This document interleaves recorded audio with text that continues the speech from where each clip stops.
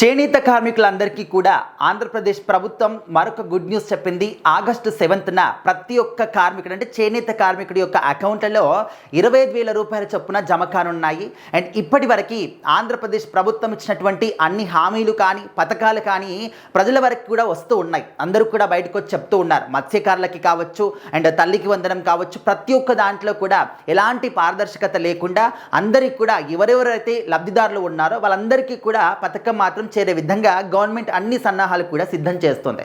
ఎప్పుడైతే ఈ పథకాన్ని అమలులోకి తీసుకొస్తూ ఉన్నారో అంతకు ముందు నుంచే కూడా ఒక నెల 2 నెలల ముందు నుంచే అంత ఇన్ఫర్మేషన్ అంతా కూడా ఒక లిస్ట్ అవుట్ చేసుకున్న తర్వాత లబ్ధిదారులు ప్రతి ఒక్కరికి కూడా ఈ పథకాలు మాత్రం చేరే విధంగా గవర్నమెంట్ చూస్తూ ఉంది. సో ఇప్పుడు ఏంటంటే చేనేత కార్మికులు నేతన్నకు సేవలో ఈ పథకం కింద ప్రతి ఒక్క నేతన్నకి కూడా వాళ్ళని కూడా అభివృద్ధి చెందే విధంగా ముందుకు తీసుకురావాలి, వాళ్ళ యొక్క కళను అనేది ఇంకా ముందు తరాలకి పరిచయం చేయాలి అని చెప్పేసి ఆంధ్రప్రదేశ్ ప్రభుత్వం ఎప్పటి నుంచో కూడా వీళ్ళ గురించి పాట పడుతూనే ఉంది. ఎవరైతే మగ్గాల ద్వారా అంటే చేతుల ద్వారా బట్టలు నేస్తూ ఉన్నారో వాళ్ళకి కరెంట్ అంటే 200 యూనిట్ల వరకు కరెంట్ని కూడా ఫ్రీగా ఇస్తూ ఉన్నారు.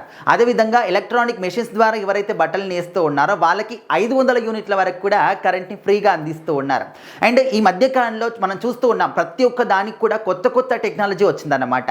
ప్రతి ఒక్క దానికి కూడా మిషనరీ వచ్చింది. సో ఆ మిషనరీ ద్వారా ఏంటంటే మనము స్వయంగా చేతులతో చేసేటటువంటి వృత్తులకి ప్రాధాన్యత తగ్గిపోతూ వస్తుంది. కాకపోతే ఎవరైతే కొంతమంది చేస్తూ ఉంటారో చేతులతోని వాటికి కాస్ట్ కూడా విపరీతంగా పెరిగిపోతుంది. అంటే ఎక్కువ రేట్కి ఎక్కువ ప్రైస్కి అమ్ముతున్నారు. ఎందుకంటే వాళ్ళు కష్టపడి చేస్తారు, అదేవిధంగా ప్యూర్గా ఉంటాయి కాబట్టి. సో ఆ విధంగా చేతుల ద్వారా నేసేటటువంటి బట్టలకి చాలా మంచి డిమాండ్ ఉంది ప్రజెంట్ మన మార్కెట్లో చూసుకుంటే.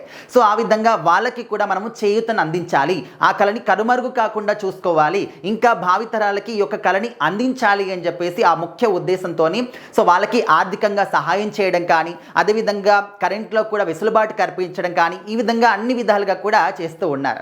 సో మరి కొంతమంది ఆంధ్రప్రదేశ్ ప్రభుత్వం ఎన్ని చేసినా ఎన్ని పథకాలు తీసుకొచ్చినప్పటికీ కూడా ఆ పథకాలతో పాటు డెవలప్మెంట్ చేస్తున్నప్పటికీ కూడా ఎలాంటి డెవలప్మెంట్ లేదు, అసలు ఎలాంటి పథకాలు కూడా రావట్లేదు అని చెప్పేసి బురద చల్లడానికి మాత్రం చూస్తూనే ఉంటారు. సో అలాంటి వాళ్ళందరికీ కూడా ప్రజలే సమాధానం చెప్తూనే ఉంటారు. తల్లికి వందనం డబ్బులు పడ్డాయి ప్రతి ఒక్క పిల్లాడి అకౌంట్లో, అదేవిధంగా మత్స్యకారులకి వాళ్ళు అంటే పథకం ద్వారా అమౌంట్ని వాళ్ళ అకౌంట్లో జమ చేయడం జరిగింది. ఇప్పుడు ఆగస్టు 7న నుంచి ఈ యొక్క పథకం కూడా అమల్లోకి రాబోతుంది. ప్రతి ఒక్క నేతన్న అకౌంట్లలో కూడా దాదాపు 51,000 కుటుంబాలు అయితే ఇందులో లబ్ధిగా ఉన్నారని చెప్పేసి కూడా తెలుస్తుంది. సో అదేవిధంగా ఇంకెవరైనా మిస్ అయిపోయారని చెప్పేసి ఆ ఒక్క పరిశీలన కూడా చేస్తూ ఉన్నారు. మిస్ అయిన వాళ్ళ పేర్లు కూడా ఈ జాబితాలో యాడ్ చేస్తామని కూడా గవర్నమెంట్ తరఫున వాళ్ళే స్వయంగా చెప్తూ ఉన్నారు. సో మరి ప్రతి ఒక్క కుటుంబం అకౌంట్లోకి అంటే ఆ కుటుంబంలో ఎన్ని మగ్గాలు ఉన్నాయి, ఎంతమంది నేస్తున్నారు, ఇదంతా కూడా గవర్నమెంట్కి అవసరం లేదు. ఖచ్చితంగా ప్రతి ఒక్కరికి కూడా ఈ యొక్క పథకం మాత్రం చేరాలి, ప్రతి ఒక్క నేతన్న అకౌంట్లోకి డబ్బులు రావాలి అని చెప్పేసి వాళ్ళు మాత్రం సన్నాహాలు చేస్తూ ఉన్నారు. సో మరి నేతలందరూ కూడా చాలా హ్యాపీగా ఫీల్ అవుతూ ఉన్నారు.